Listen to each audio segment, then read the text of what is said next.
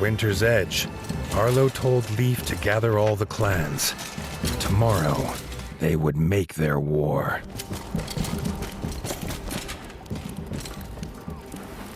Arlo went to bed, for once without despair. The king and the warden's forces together would make a last stand.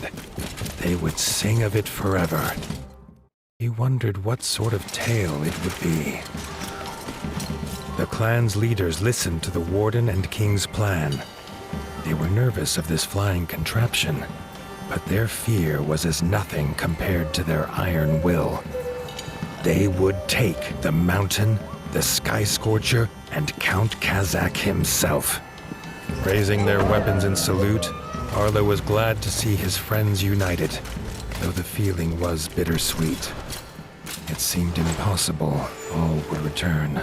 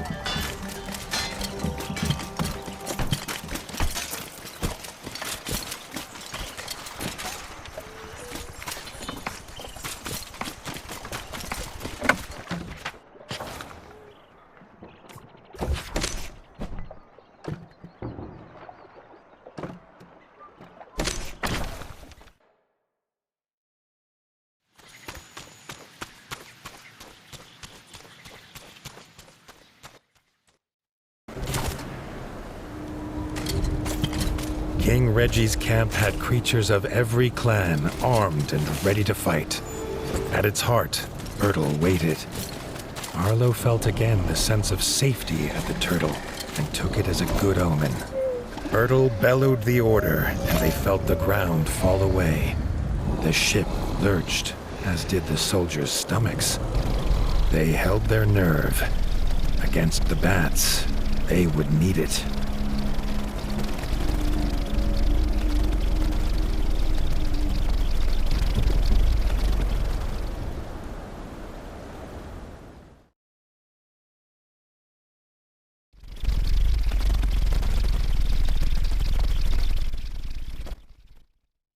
They landed with a thud. Arlo loved mountains, or had loved the thought of them in the great tales of far away. But this one he did not like at all. Its icy wind chilled more than his fur. They made hasty camp, readying themselves for the fight. Keeping busy stopped the frost from biting.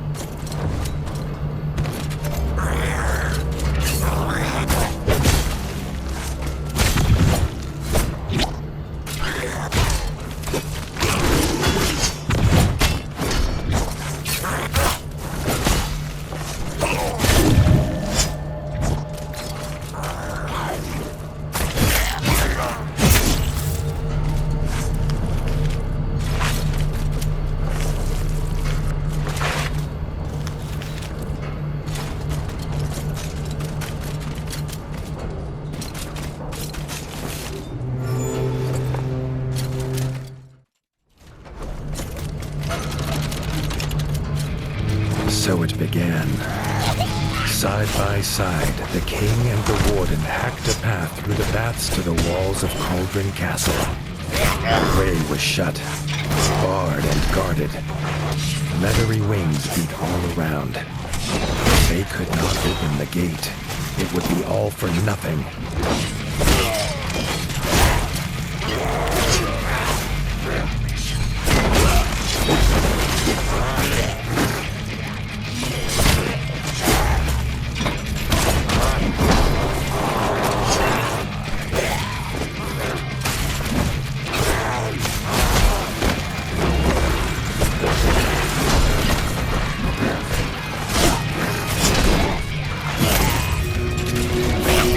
Reggie sounded his horn. Out of the icy haze came Dennis, a barrel on his back, its fuse lit. The king had come prepared.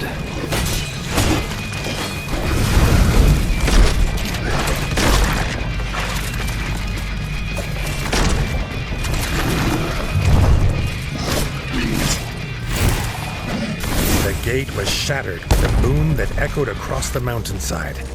It was a hammer blow to their enemies' hearts.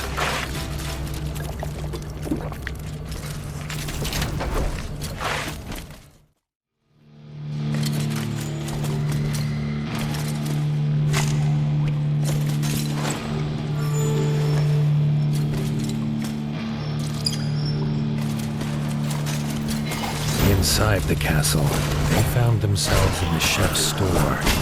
Before they could be disgusted at the contents, they had to take care of the chef.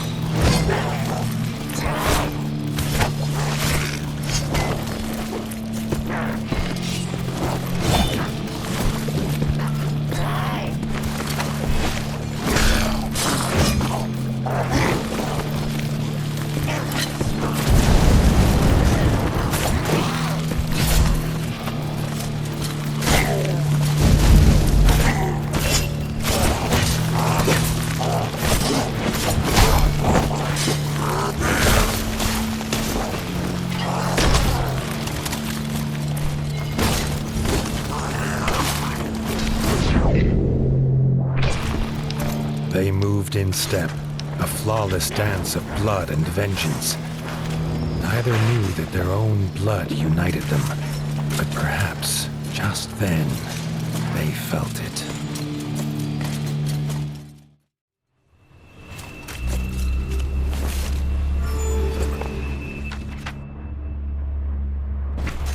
They stood together in fellowship, the clans of the Ratdom. Here they would make their final assault. Reggie raised his sword and issued the cry. Charge, army of the mighty paw!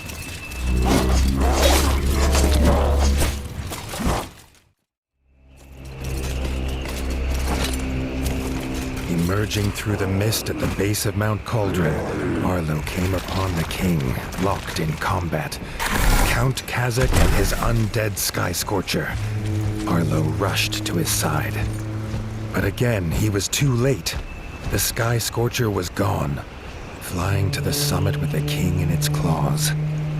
The despair took hold. Just then, he heard his friends fighting on. He could not abandon them. He stood tall. He would be their captain now, and they would follow, even under the shadow of Dark Wings.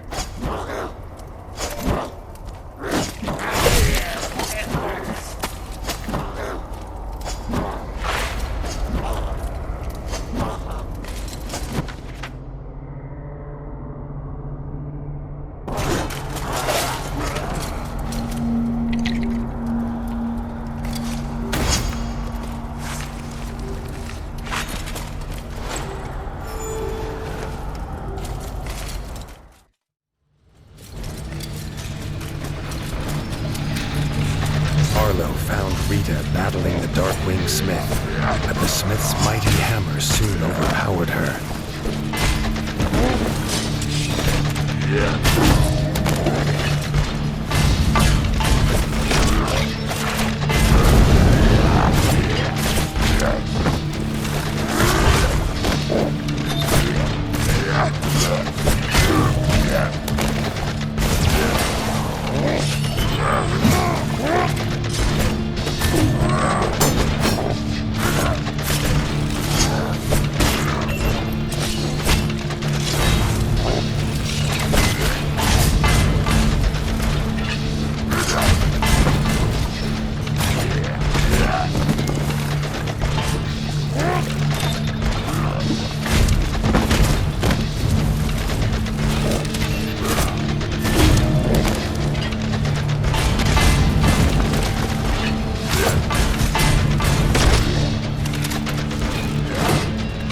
Together, Arlo and Erica fought the Darkwing Smith.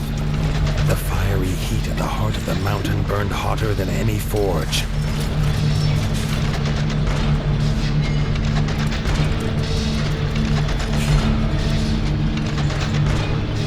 Rita moved, clutching to life. Arlo ordered Erica to take her to camp.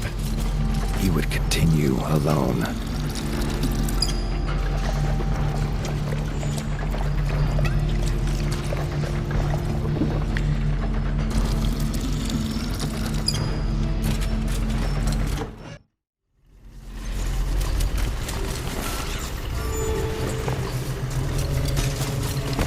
His whiskers twitched and crackled. There was dark magic here. Sky scorchers in cages, abominations made by some spell.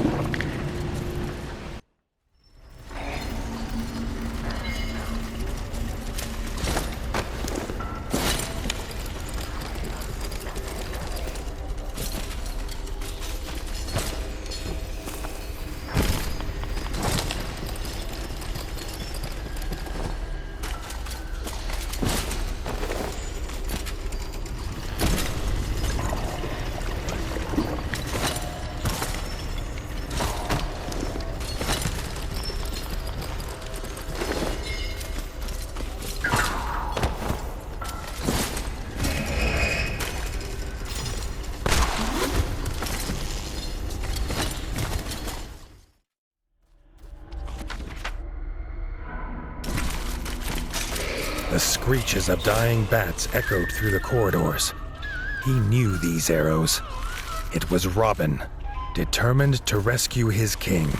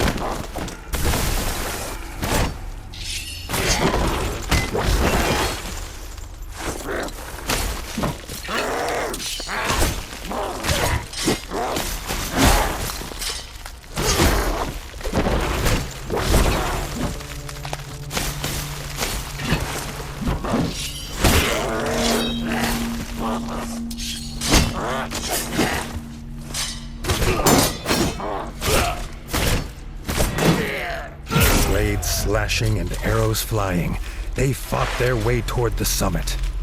Would the king be alive when they got there?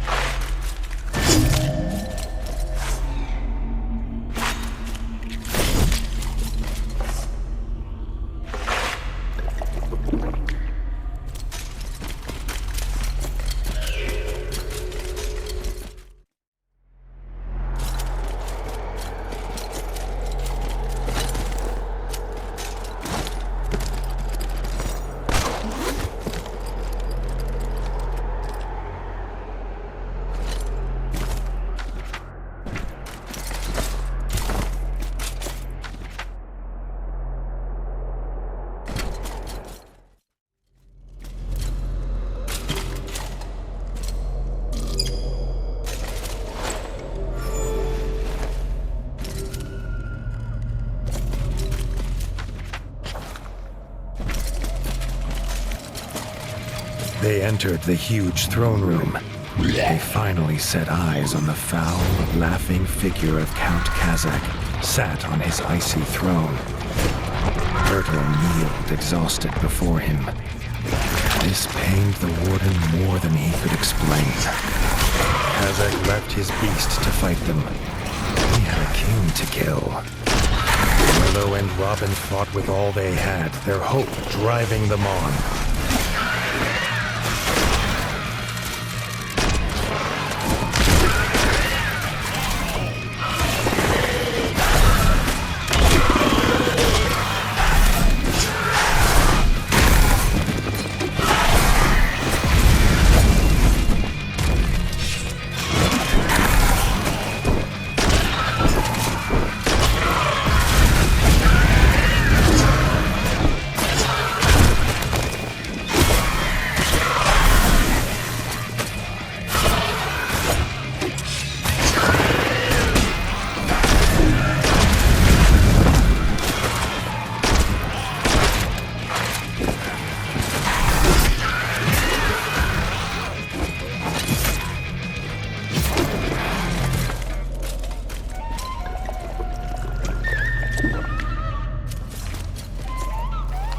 The beast fell, but there was no time to rest. Leaving Robin to tend to Bertle, Arlo headed to the summit to find Reggie.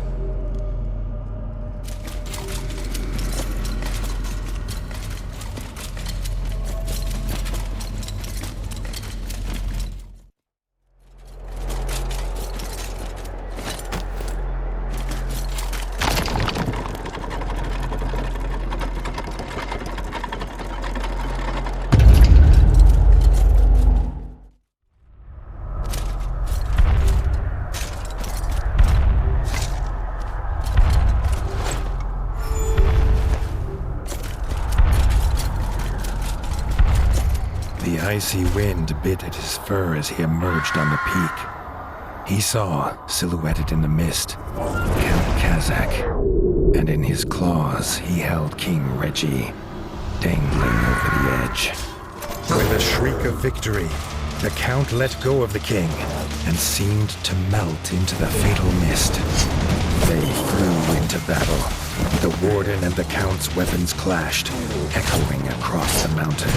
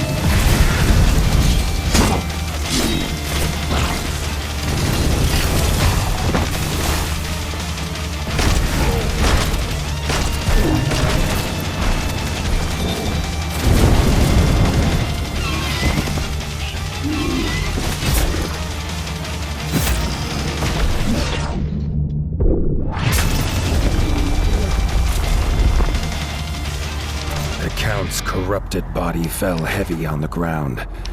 Arlo rushed to the edge, calling for the king, but the only answer in the mist was the icy wind. The war was won, but Arlo could not feel the victory. He barely noticed his friends join him. The fellowship bowed their heads in honor of their brave king. The tale of this war would be as much of loss as of winning.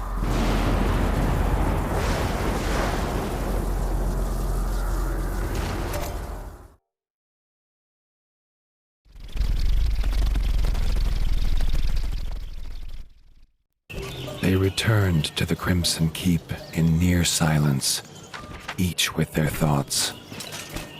There would be no victory parades.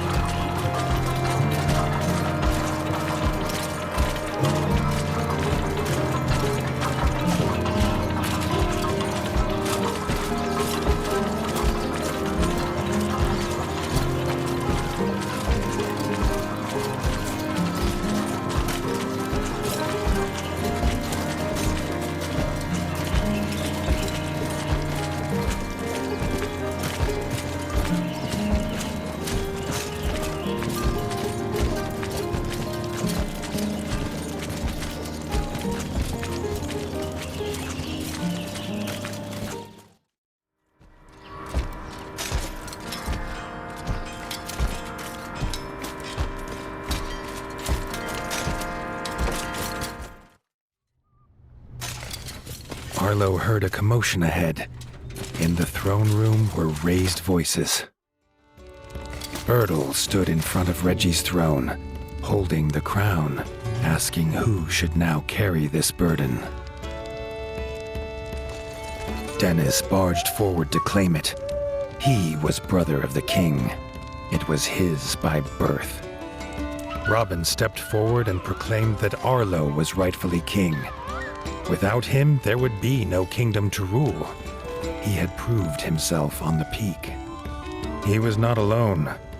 Leaders of the clans stepped forward and echoed their favor of the Warden. Arlo objected. He had no claim here. Bertel slammed his staff into the floor to silence the rising voices. He had a secret to tell. Arlo's father was King Rattus. Bertel himself had delivered him as a child to the Warden. He had a claim, if he was willing to take it.